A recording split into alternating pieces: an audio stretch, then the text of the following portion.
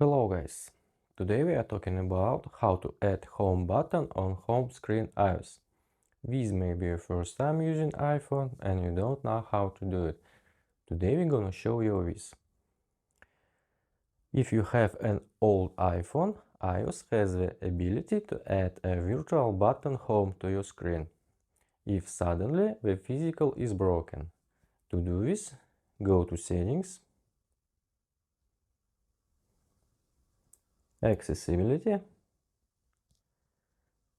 Touch, Assistive Touch, and turn on Assistive Touch. That's it. If you were wondering how to add home button on home screen iOS, this is the easiest way. Now, if you know no way, please leave a comment. Be sure to subscribe for more videos. Bye bye.